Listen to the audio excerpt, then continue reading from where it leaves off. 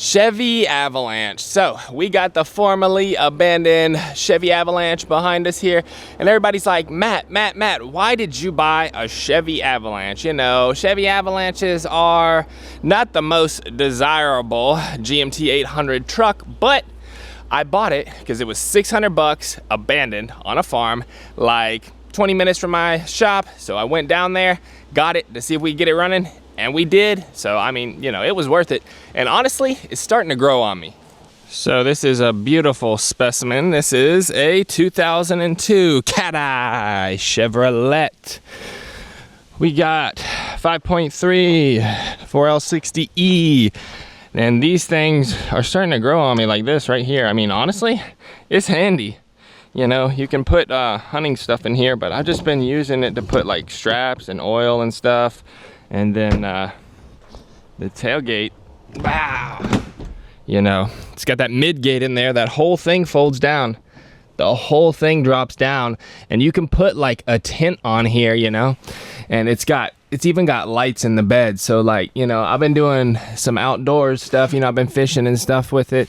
I hadn't camped in it yet. I'm gonna try that. But yeah, you can lock up the tailgate, get you, boom, right there, get you a tent that goes up top of this whole thing. And yeah, you can put a tent up here and then sleep in the thing overnight. Lay the whole Midgate down. That was the whole thing with the Avalanche. Everybody's like, what's the point? Well, the whole Midgate folds down and you get the whole cab opened up, camp in the thing. So it's basically a plastic Silverado with those features on it. I mean, I like it. It's just a Silverado with more creature comforts, you know, and that Midgate is honestly nice, but it does leak. I'm not gonna lie to you. That thing leaks like a sieve until you get the leaks sorted out. So it's been doing good. I'm gonna camp in it. I'm gonna get me like a camper, a tent that goes on top of it. I know guys will put camper shells on a Silverado, so they're like, what's the point? But here's the point. It was cheap. 600 bucks, I had to do it. I had to get it, see if we could get it running, and we did. We had to put a new motor in it. I'll link to that video up here if you want to check it out. But so far, it's been worth it. The motor was like 600, the truck was like 600, and I had some more in it, you know, on parts and stuff. But it's definitely been a good truck so far. So the red Cateye's got a problem. I hadn't been able to drive it. It's been sitting. I gotta work on this, do some major repairs on this. I've been putting it off. Got other things. I got a reliable Avalanche I can drive, but the Silverado needs some major repairs. We'll get into that. You'll know that soon enough. But I just wanted to give y'all an update on the Chevrolet Avalanche. Let you know how it's running. Oh yeah, I got some all-terrain tires on here too. It's pretty good. I wish it was a 4x4. Unfortunately, the 4x4s aren't 600 bucks sitting in a field. People use them, keep them, hunting trucks and stuff. Let's hear it run. Let's hear it run. Where's the keys?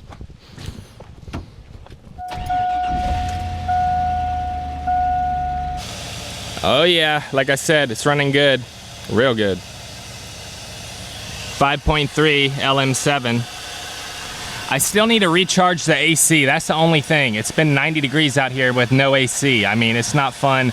Y'all are gonna love that video when I recharge it. That's gonna help other people with their AC, but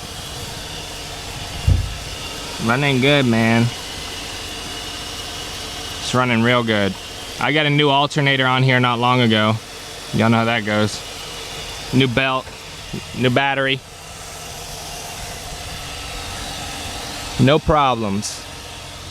All right, so I'm gonna show y'all this. If you've never seen this before, how it works, the Midgate, check this out. So you pull this down, okay, then the seats fold like this. Then you got this big old plastic piece right here.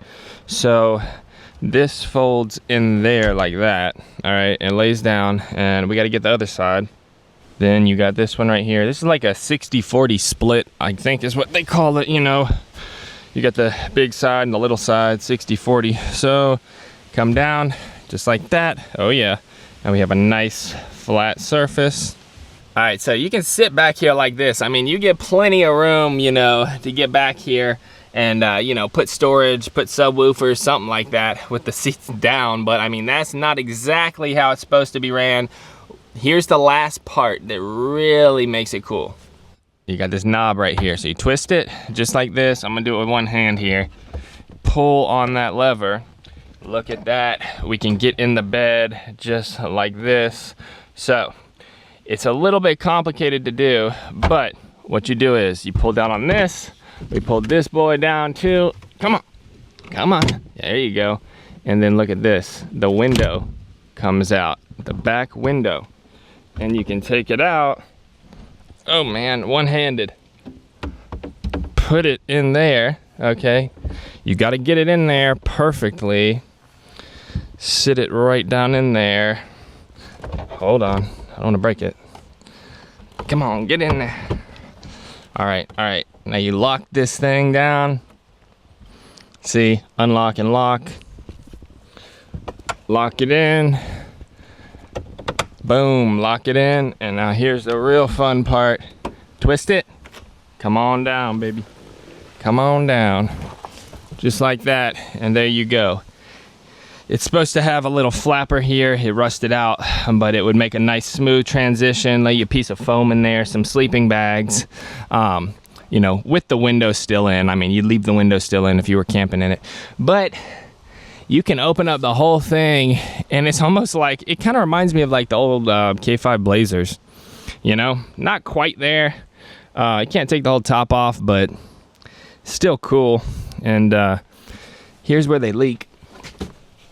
Get the big old seal is what I was talking about. It's got all this dripping stuff.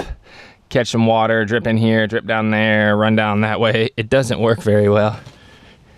Like drains in the bed, you know? So it's got a drip, drip, run, boom, go here, go in there, drip down. I mean, they tried their best. They really did. But yeah.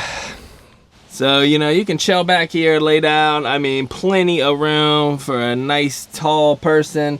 Put your nice tent up here, 4x4, deep woods adventure. You have a lot of fun. So check this out. If you're in this thing at night, look at this right here. This is a glow-in-the-dark handle, so you can open and take this panel off. If you're stuck in here at night and the lights don't work, they made the tips of the handles glow in the dark. I mean, they thought of everything when it came to the Midgate bed on this thing. I try to bolster it up, you know, thicken that seal up, put me a little extra weather stripping on here. You know, the rubber shrinks, but that big old hole right there, that's your Midgate, not your tailgate. It leaks, and they knew it would leak too. It got drains down here. I mean, it all funnels down, drips under the truck.